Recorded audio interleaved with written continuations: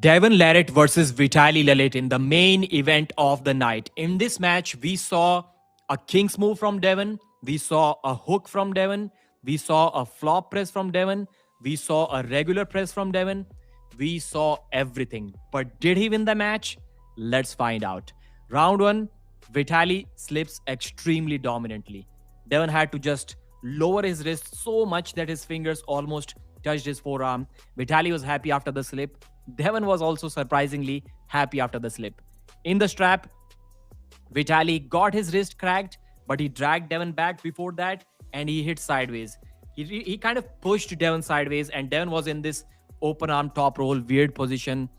But he was confident. He was trash talking Vitaly while he was stuck there. That was a little surprising.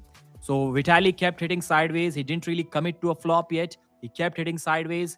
Devon is talking, and then Devon elbow fouls. It was a big foul. And then after that, it was a restart. Vitaly once again did the same thing. He pushed Devon sideways. He lost his wrist. Then he tried to hit again. This time he was resting in this position. Vitaly committed his shoulder. He was not getting out of his shoulder lane anytime soon. Devon was confident. He tried to just switch. He tried to switch to a press, but before that, Vitaly elbow fouled.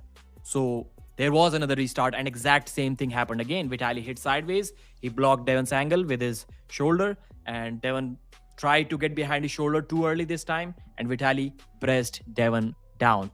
So at this moment, Devon was in a press for a very long time. I thought Devon is going to get gassed out again, but he didn't look as uncomfortable as the left arm. In the right arm match, Devon was talking with Vitaly all the time. In the left arm match, when he was in a king's move, he was hanging on for his dear life. It was not the same in the right arm match. So it was interesting to see what happens in the second round, who gets gassed out more. Vitaly was definitely breathing heavy. Devon was not. He was still shouting at the referees, telling them what to do, what not to do, doing his little tricks that he likes to do in the setup. In the second round, Devon elbow fouled in the first go.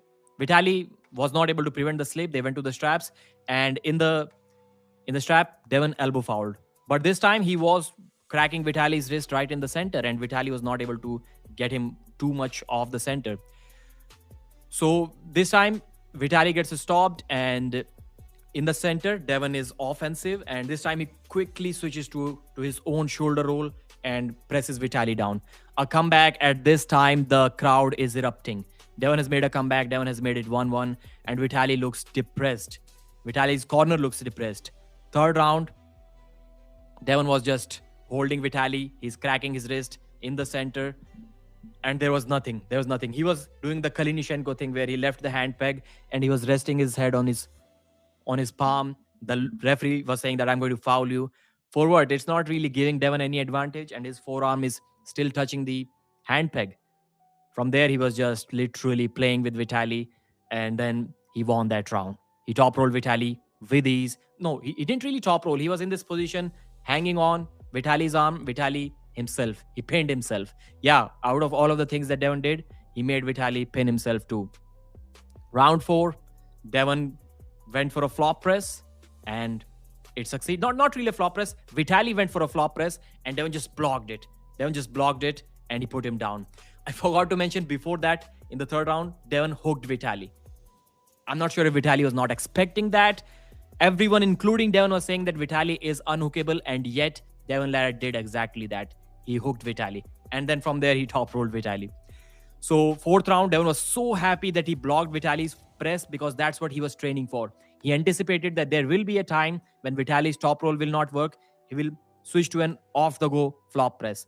And Devon prevented that. He flash pinned Vitaly. Fifth round, Devon tries to flop press Vitaly. Vitaly just makes it interesting. Vitaly stops Devon here. Devon loses his own wrist. The match gets back in the center. Devon was also in the decline. Vitaly was crossing the center with his shoulder. Vitaly got a foul. And I forgot to mention, I thought that in the first round, Devon was in a decline position for at least 5-10 seconds, which the referee missed initially. Then he gave it a foul to Devon, but it didn't really matter. Devon was too dominant. So after that, there was a foul on Vitaly for crossing the center in the fifth round. After the restart, I thought Devon is not going to play anymore, but he did flop press Vitaly. I'm not sure if he needed that, but he was trying every move in his arsenal. and all of the moves seemed to be working. He was able to flop press Vitali for a 4-1 victory. Vitali is not too far off.